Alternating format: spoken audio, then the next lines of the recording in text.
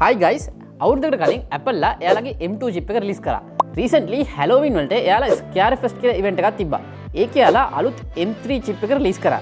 event එකේ ඔයාලා මොනවද notice කරේ කියලා මම දන්නේ නැහැ. හැබැයි මම notice කරපු දේ තමයි ඒකේ රිලීස් වෙච්ච chip එකේ නම M3 and event එක තිබ්බේ October 30th and event එකේ දිග ඇවිල්ලා 30 minutes and 32 seconds. number 3 ගොඩක් use කරලා තියෙනවානේ.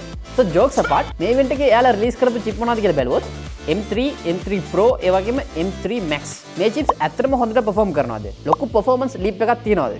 So මේවා ගැන අද වීඩියෝ එකේ discuss කරමු. I am Alpha, you are watching Review Master. එයාලා දීපු data සරම් බැලුවොත් M2 chip එකටයි M3 chip එකටයි ලොකු difference එකක් නැහැ. processing power එක just 15% වගේ තමයි වැඩි වෙලා තියෙන්නේ. මම එහෙම කියන එකේ හේතුව තමයි basically chip එකේ performance එක increase කරන්න ඕන නම් මෙන්න මේ දේවල් තුනක් කරන්න ඕනේ. පළවෙනි එක තමයි architectural changes.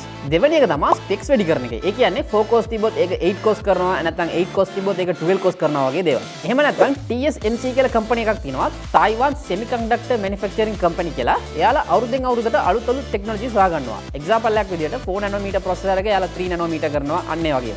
So basically companies මොනවද කරන්නේ කියලා කිව්වොත් මේ company එකට කියලා එයාලගේ processor එකත් 3 nanometer වලින් හදලා දෙන්න කියනවා.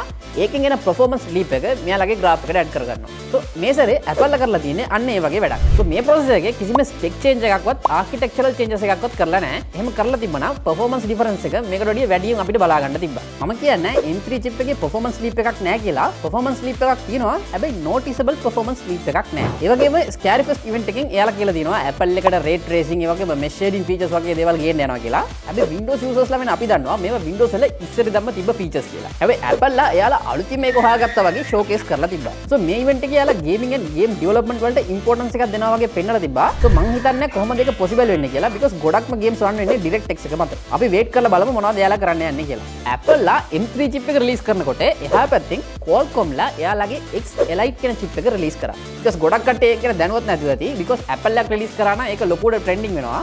හැබැයි Qualcomm අනිත් companies මෙහෙම කරපු ගමන් ඒක trending යන එක අඩුයි. So මේ x86 processors උත් Apple ලාගේ M1, M2, M3 processors වගේමයි. So මේ x86 processor එකත් AMD Intel වගේ laptops වලට use කරන්න පුළුවන්. So දැනට යාලා නිකුත් කරන තියෙන benchmark graph අරන් බැලුවොත් මේක Apple ලාගේ M1 chip එකත් M2 chip එකත් beat කරනවා.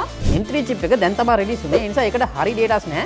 මං හිතනවා x86 processor එක M3 එකත් defeat කරයි කියලා. So Apple ලට අලුත් competition එකක් ඇවිල්ලා තිනවා. ඒක තමයි x86 processors. So මේකේ තියෙන twist එක තමයි x86 processor එක Snapdragon ලා නෙමෙයි හැදුවේ. ඒක හැදුවේ Nuvia කියන company එකක්. මේ Nuvia කියන company එක කවුද found කරේ කියලා බැලුවොත් තුන් දෙනෙක් ෆවුන්ඩ් කරලා තියෙනවා. Garrett Williams, Manu Gulati and John Bruno. So මේගොල්ලෝ කවුද කියලා බැලුවොත් එයාලා Apple එකේ වැඩ කරපු ex employees ලා. So Garrett Williams ඇවිල්ලා Chief Architecture for all Apple CPU and SoC development and Manu Gulati බැලුවොත් එයා Apple එකේ micro architecture කෙනෙක්. ඒ වගේම එයා Google and AMD වල වැඩ කරලා තියෙනවා. And John Bruno බැලුවොත් එයා Apple වල system architecture කෙනෙක් and එයාත් Google and AMD වගේ companies වල වැඩ කරලා තියෙනවා. and මේ තුන් දෙනාම එකතු වෙලා build කරපු company එක තමයි Nuvia. and මේ Nuvia කියන company එක Snapdragon ලා ගත්තා. මේ Snapdragon ලා රිලීස් කරපු x86 කියන CPU එක ARM based processor එකක්. මම ARM based processor එකක් කියන්නේ මොකක්ද කියලා මම තව ටිකකින් ඩිස්කස් කරන්නම්. ඒ නිසා future එකේදී Windows laptops වලටත් අපිට ARM based processors බලා ගන්න පුළුවන් වෙයි. So Apple laptops වල තියෙන main plus point එක තමයි ඒකේ power consume කරන එක ගොඩක්ම අඩුයි. because Apple ලා රිලීස් කරලා තියෙන M series chip එකත් ARM based processor එකක්.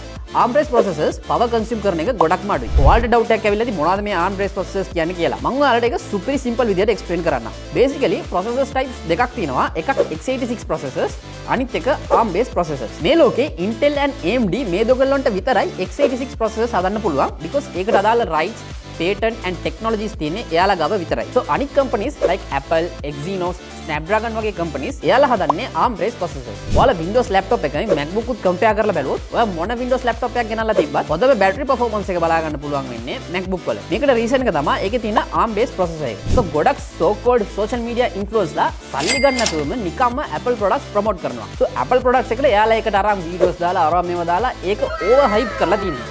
So normal consumer කෙනෙක් එක බලපු ගමන් එයාට එකපාරට දැනෙන්නේ Apple MacBook තමයි powerfulම laptops කියලා. but ඒක එහෙම නෙවෙයි. මම ඔයාලට අද මේක factual විදියට කියන්න මොකද්ද මේක පිටිපස්සේ වෙන්නේ කියලා. AC එක පොඩ්ඩක් අඩු කරනවා. Apple versus Windows debate එක ගත්තොත් ඇත්තට මේක පිටිපස්සේ වෙන්නේ ARM based processors versus x86 processors. So මේ දෙකේම තියෙන advantages and disadvantages ගැන ඔයාලා දැනගත්තොත් තමයි මේකේ පිටිපස්සේ වෙන technologies ගැන ඔයාලට idea එකක් ගන්න පුළුවන්. Intel and AMD මේ දෙගොල්ලම use කරන architecture එක තමයි CICA කියන architecture එක. Complex Instruction Set Computer Architecture and Apple Apple M series chip එක use කරන architecture එක බැලුවොත් RICA reduce instruction set computer architecture. So මේ දෙකේම තියෙන difference එක තමයි instruction set. ඒ මොකද්ද bro instruction set කියලා ඇහුවොත් ඒකත් මම ඔයාලට කියලා දෙන්නම්. අපි computer එක use කරගෙන කරන හැම task එකකටම instruction set එකක් තියෙනවා. ඒක වගේ task එක මත අඩු වැඩි වෙනවා. ඒක 100ක් වෙන්න පුළුවන් 1000ක් 1500ක් වුණත් වෙන්න පුළුවන්. So මේ instruction set මේ processors දෙකේම කොහොමද වැඩ කරන්නේ කියලා බැලුවොත් ඒකේ තමයි හරිම difference එක බලා ගන්න පුළුවන්. example එකක් විදිහට මේ processors දෙකටම අපි task එකක් දුන්නොත් like numbers ටිකක් add කරනවා වගේ x86 processor එකට මේක single instruction එකක් විදිහට තමයි යන්නේ. හැබැයි ARM based processor එකට එහෙම නෙමෙයි. එයාට මේක හතරෙන් බෙදලා instruction set හතරක් වගේ යනවා. So මේකේ බැලුවොත් ARM based processor එක ඒ instruction එක හතරට කැඩෙනවා නිසා මේකේ weight එකත් වැඩි වෙනවා. ඒ නිසා ARM based processor එකක් x86 එක්ක compete කරන්න ඕන නම් ඒකේ තියෙන cost ගාණ වැඩි වෙන්න ඕනේ. So basically mobile phones වල තියෙන්නේ ARM based processors. So mobile phones ගත්තොත් ඒකේ තියෙන cost ගාණ වැඩි. like hexacore, nonacore වගේ processors හම්බ වෙනවා. හැබැයි computers එහෙම නෙමෙයි. So මේක තමයි reason එක mobile phones වලට අපිට cost ගණන් වැඩියෙන් එන්නේ. and මේක වලට තවත් තේරුම් ගන්න ARM based processor එකට ගොඩක් cost තියෙන්න ඕනේ. ඒ වගේම x86 වලට cost ගණන් ටිකක් තිබ්බත් ප්‍රශ්නයක් නැහැ. එයාට ඒ task එක කරන්න පුළුවන්. ඒ නිසා ARM based processors වල තියෙන cost ඔක්කොම light weight. ඒ වගේම x86 වල තියෙන processors ටිකක් තිබ්බත් ඒ ඔක්කොම ගොඩක් power consume කරනවා. ඇත්තම කිව්වොත් මේ processors දෙකේම කෝකද powerful කියලා ගැහුවොත් x86 processors තමයි powerful. හැබැයි ARM based processors වල තියෙන advantage එක තමයි ඒක power consume කරන එක ගොඩක් අඩුයි. ඒ නිසා ARM based processors x86 වගේ අපිට ඕනෑම task එකකට use කරන්න බෑ. example එකක් විදිහට Apple කරන දේ තමයි එයාලම processor එක manufacture කරලා ඒකට අදාළ OS එකත් එයාලම manufacture කරනවා. and මේ OS එකේ run වෙන්න ඕන softwares like Final Cut Pro වගේ එයාලගේම applications තමයි use කරන්නේ. මේ ARM based processor එක specific task එකක් කරන්න අපි ඒකට optimize කරොත් විතරයි ඒකට කරන්න පුළුවන්. x86 වගේ general purpose වලට use කරන්න බෑ. හැබැයි x86 processors එහෙම නෙමෙයි. අපිට මේකෙන් ඕන දෙයක් use කරන්න පුළුවන්. ඕන OS එකක් run කරන්න පුළුවන්. ඔයාලට කැමති නම් Windows run කරන්න පුළුවන්, Linux, ඒ වගේම ඔයාලට කැමති නම් Mac OS උත් run කරන්න පුළුවන්. ඒ නිසා ARM based processors එන්නේ mobile phones වලට විතරයි. So Apple ලා කරන වැඩේ තමයි මෙයාලා processor එකයි software එකයි මෙයාලාම manufacture කරන නිසා ඒ නිසා තමයි Apple ලා first time ARM based processors laptops වලට introduce කරේ. So මේ ARM based processors workstation වගේ ඒවට හරියන්නේ නැති වුණත් හැබැයි මේ වලට laptops වලට ගොඩක් set වෙනවා because අපේ main priority එක වෙන්නේ portability. ගොඩක් MacBook ගන්න කට්ටිය වැඩිම use කරන්නේ ඒක photo editing and video editing වගේ task වලට. ඒ වලට ARM based processor එක තියාගෙන ලේසියෙන්ම කරන්න පුළුවන් because ඒවා ඒක හරියටම optimize කරලා තියෙන්නේ. So දැන් release වෙලා තියෙන data වල අනුව Apple ලා release කරලා තියෙන powerful chip එක M2 Ultra, M3 වල තාම data හරියට ඇවිල්ලා නැහැ. ඒකත් x86 processor එකක් ලේසියෙන්ම beat කරලා දානවා. ඒ වගේම Apple M1 chip එක i7 11 gen processor එකක් වගේ එකක් ලේසියෙන්ම beat කරනවා. ඊළඟට අපි GPU එක ගැන බැලුවොත් Apple ලාගේ powerful processor එකක් වෙන M2 එක laptop එකක් ගන්නවා නම් ඔයාලට 14 lakhs වගේ යනවා. හැබැයි ලක්ෂ 3ක් විතර වදින RTX 4070 graphics card එකකින් අන්න ඒකේ දෙන performance එක beat කරන්න පුළුවන්. ඔයාලට ඒක තියලා ලක්ෂ 6ක් ඇතුළත හොඳ PC එකක් build කරන්න පුළුවන්. So future එකේදී මේ Qualcomm ලාගේ X-Lite processors උත් තියෙනවා. ඒ වගේම Apple ලාගේ ARM based processors උත් තියෙනවා. මේ දෙකම අපිට laptops වල බලා ගන්න පුළුවන් වෙයි. මේ processors ඇත්තටම laptops වලට හොඳයි because ඒකේ අපිට main priority එක portability. හැබැයි professional level එකේ ලොකු task කරන්න මෙන්න මේ ARM processors වලට කරන්න බෑ. ඒකට ඔයාලට හැම වෙලේම ඕන වෙන්නේ x86 processors. මම මේ photo editing, video editing ගැන නෙමෙයි කියන්නේ. මම ඒකට එහා ගියපු extreme powerful task like 3D rendering, VFX වගේ ඒවා. So Apple ලා කරන කපටි වැඩේ තමයි එයාලා processors ගැන වැඩි discuss කරන්නේ. එයාලා අපිට normal විදියට දීලා laptop එකේ හොඳ display, keyboard, හොඳ trackpad, ඒ වගේම aluminium body එකක් වගේ දෙනවා. So ඇත්තටම කිව්වොත් Apple M series chip වලට වැඩිය x86 powerful. හැබැයි Apple M series chips එකම ගොඩක් power efficient. ඒ නිසා ඔයාලට battery life එක ගොඩක් හම්බ වෙනවා ඒ laptops වලට. So future එකේදී මේ innovation ඔක්කොම බැලුවොත් laptops වලට baby ARM processors එන්න ඉඩ තියෙනවා. ඒ වගේම workstation වගේ දේවල් වලට x86 processor එක තාමත් තියෙනවා. So future එකේදී බැලුවොත් මේ processor type දෙකම බලා ගන්න පුළුවන් වෙයි. maybe අර Qualcomm ලාගේ innovation එක laptops වලටත් ARM based processors එන්න ඉඩ තියෙනවා. MacBooks වල තියෙන main plus point එක තමයි ඒක ගොඩක් power efficient.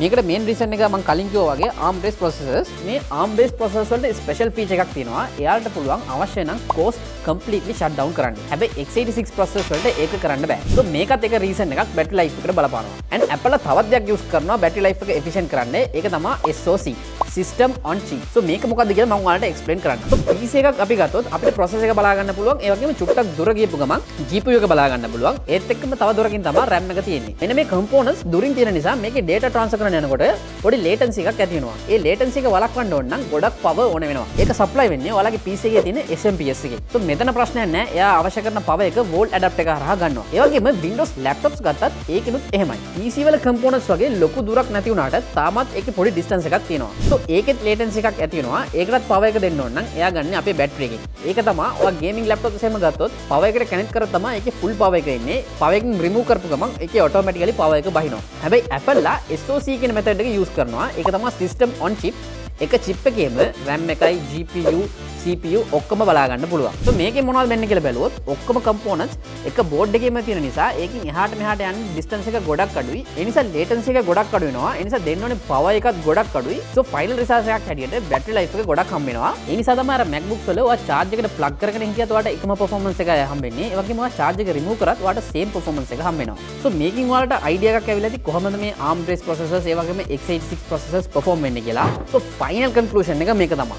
x86 processors තමයි powerful processors, but Apple වල තියෙන ARM based processors powerful නැති වුණාට ඒවා හරි efficient. ඒ වගේම ඒක ඒගොල්ලෝ රිලීස් කරන softwares වලට superior ටම වැඩ කරනවා. So මෙච්චර research කරලා factual විදියට ඔයාලට මේක explain කරලා තියෙන්නේ. මෙතනින් එහාට තවත් set එකක් ඇවිල්ලා පල්ලෙහා කමෙන්ට් කරනවා. MacBook එකක් කියන්නේ status symbol එකක්. ඒක තියාගත්ත හිටියම අපිට සමාජයේ හොඳ තැනක් තියෙනවා කියලා කමෙන්ට් කරනවා. මම නිකන් කියන්නේ කමෙන්ට්ස් ආපු නිසා කියන්නේ. So මම ටෙක් රිවිවර් කෙනෙක්. මට ඒ ෆැක්ටර්ස් අදාළම නැහැ. මම මේකේ තියෙන ටෙක්නිකල් ස්පෙක්ස් විතරක් තමයි කතා කරන්නේ. ඔයා MacBook එකක් යූස් කරන එකෙන් ඔයාට සමාජයේ හොඳ ස්ටේටස් එකක් ලැබෙනවා කියන එක ඒක මට අදාළ පොයින්ට් එකක් නෙමෙයි. Okay guys, මේ වගේ තවත් useful වීඩියෝ එකකින් ආයෙත් මම ඔයාලව හම්බ වෙන්නම්. Until then, peace.